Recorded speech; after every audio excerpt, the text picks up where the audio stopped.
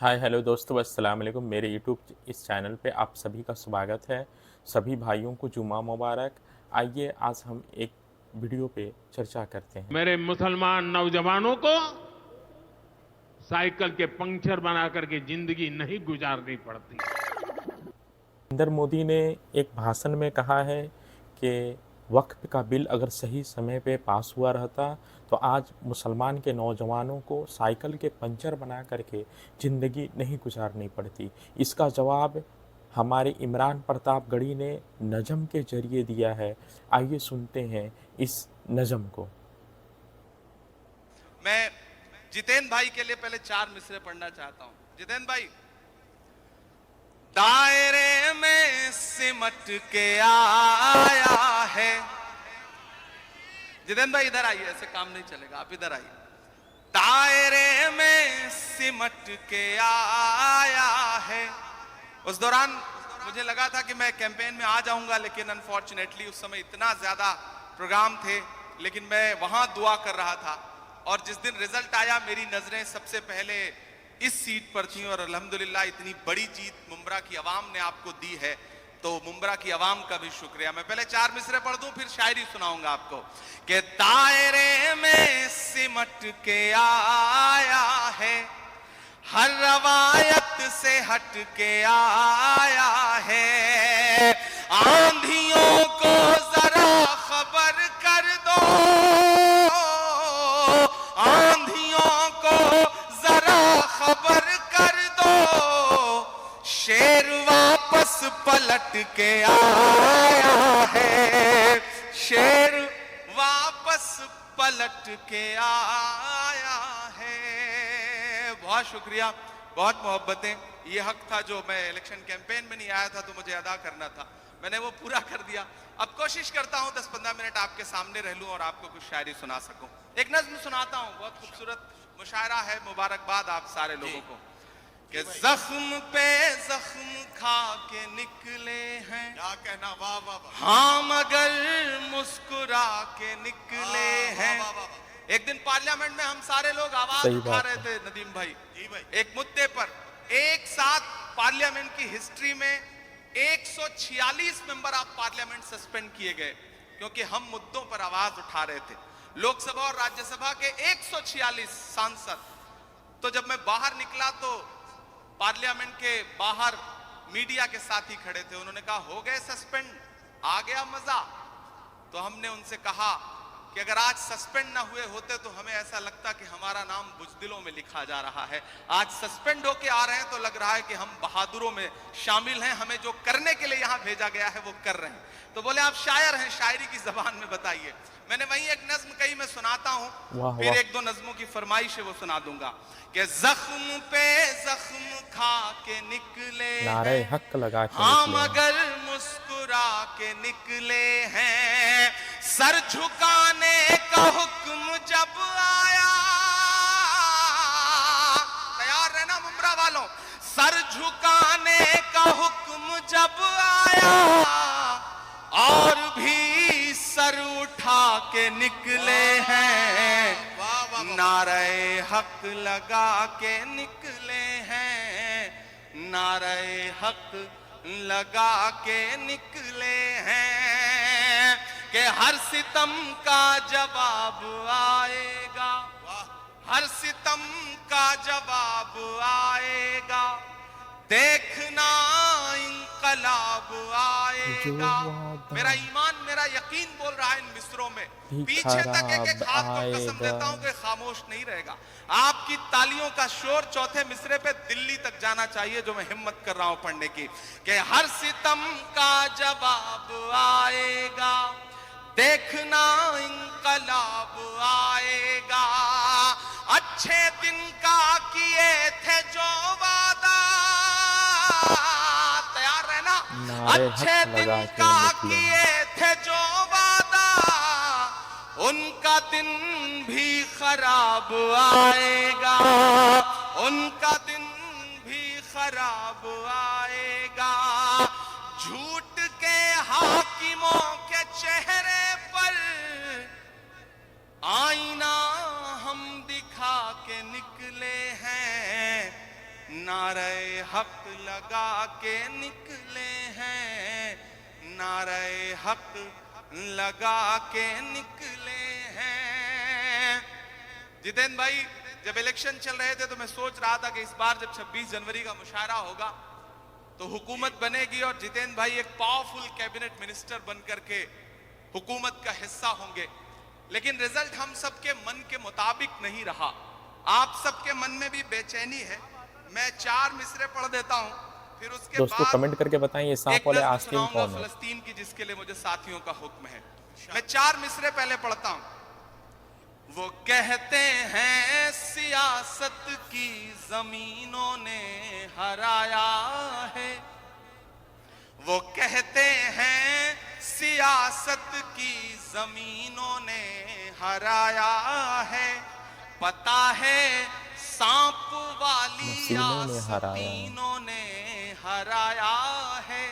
पता है सांप वाली आस्तीनों ने हराया है।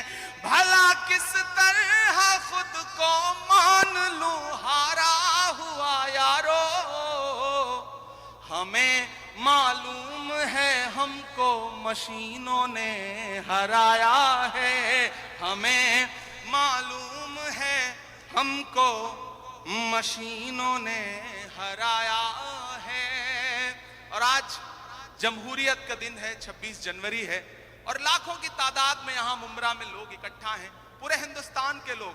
मैं जितेंद्र भाई से बैठे हुए कह रहा था कि मुंब्रा सिर्फ मुंब्रा नहीं है, मुंब्रा अपने आप में पूरा हिंदुस्तान है। हिंदुस्तान के हर शहर का आदमी मुंब्रा में रहता है। मुंब्रा की चाहे जो इमेज बनाए मीडिया या फिर विपक्षी लोग, लेकिन आज की रात वो आए और देखें कि किस तरह से जमहूरियत के लोग यहाँ बैठे हुए हैं, जमहूरियत से प्यार करने वाले लोग बैठे हैं। मैं 4 मिसरे पढ़ता हूँ कि उर्दू अदब की शम्मा जलाने आए हैं। क्या कहना, वाह। उर्दू अदब की शम्मा जलाने आए हैं, आज यहाँ लाखों दीवाने आए हैं। आज यहाँ लाखों दीवाने आए हैं, मुल्क की खातिर जान लुटाने आए हैं। लोकतंत्र का जश्न मनाने आए हैं, लोकतंत्र का जश्न मनाने आए हैं। अब लोकतंत्र के जश्न की बात चल रही है तो लोकतंत्र हमें ताकत देता है कि हम बोलें, सच बोलें और जो जरूरी है वो जरूर बोलें। मैं महाराष्ट्र में खड़ा हूं, मेरी खुशनसीबी है कि मैं राज्यसभा में महाराष्ट्र का प्रतिनिधित्व करता हूं।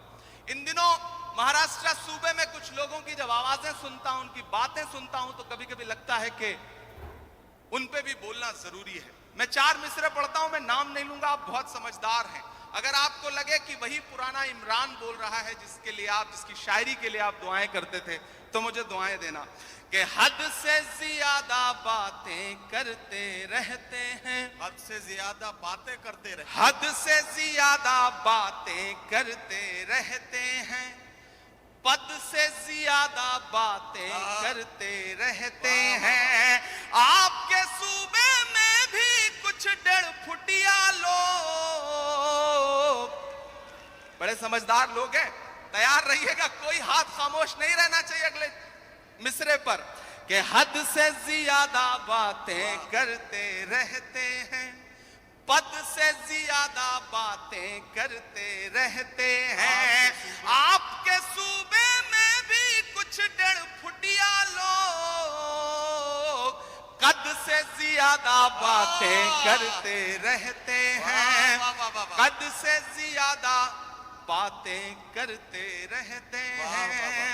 शायरी हमें यह सलीका देती है कि हम अपनी बात कह लें और वहां पहुंच भी जाए जहां हम पहुंचाना चाहते हैं।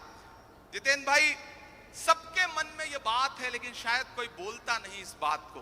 मैं 4 मिसरे पढ़ता हूं कि खुद को पहरेदार बनाए बैठा है, खुद को पहरेदार खुद को पहरेदार बनाए बैठा है, नफरत का बाजार बनाए बैठा है, नफरत का बाजार बनाए बैठा है।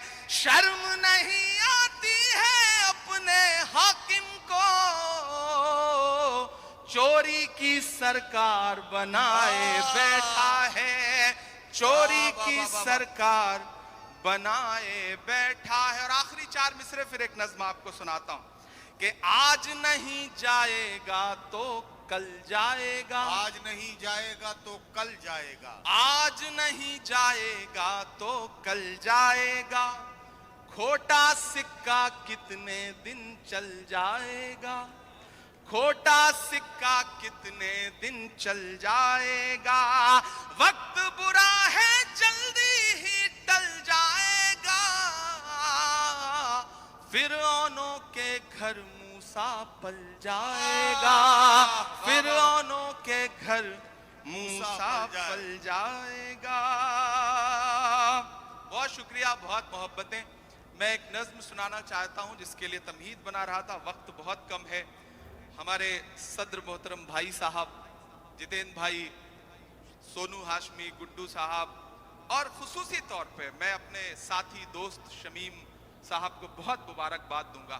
मैं आज जिम्मेदारी से यह बात कहता हूं कि दुनिया के तमाम मुल्कों में भी हम सारे लोग जाते हैं, ज्यादातर शायर, और हिंदुस्तान के भी हर शहर में हम मुशायरा पढ़ते हैं, लेकिन मुंब्रा का जो ये मुशायरा है इसका इंतजार न सिर्फ शायर करते हैं बल्कि हिंदुस्तान की आवाम भी इस मुशायरे का इंतजार करती है। और पूरे हिंदुस्तान में इससे बड़ा मुशायरा कोई नहीं होता, ये गारंटी के साथ ये बात मैं कह रहा हूं। और जिस तादाद में आप सारे लोग आते हैं वो बहुत कमाल की बात है। मैं एक मतला और एक शेर पढ़ता हूं, फिर एक नज्म सुनाता हूं। ये किसने कह दिया तुमसे कि बस पंचर बनाते हैं, एक गाली जो हर दिन हमें दी जाती है, एक तंज जो हर दिन हम पे किया जाता है। मैं एक मतला पढ़ता हूं और आपसे दुआ मांगता हूं कि ये किसने कह दिया तुमसे कि बस पंचर बनाते हैं। तैयार रहना मुंब्रा वालों, तैयार रहना मुंबई वालों, ये आप सबके कानों में कहीं ना कहीं ये पिघला हुआ शीशा आपके कानों तक आता है जब एक गाली हमको दी जाती है कि ये तो पंचर बनाने वाले लोग। मैं शेर पढ़ता हूं। ये किसने कह दिया तुमसे कि बस पंचर बनाते हैं, ये किसने कह दिया तुमसे कि बस पंचर बनाते हैं, वतन पर हंस के कट जाते हैं ऐसे सर बनाते हैं, वतन पर हंस के जो कट जाए ऐसे सर बनाते हैं। मैं फिर से पढ़ता हूं, ये किसने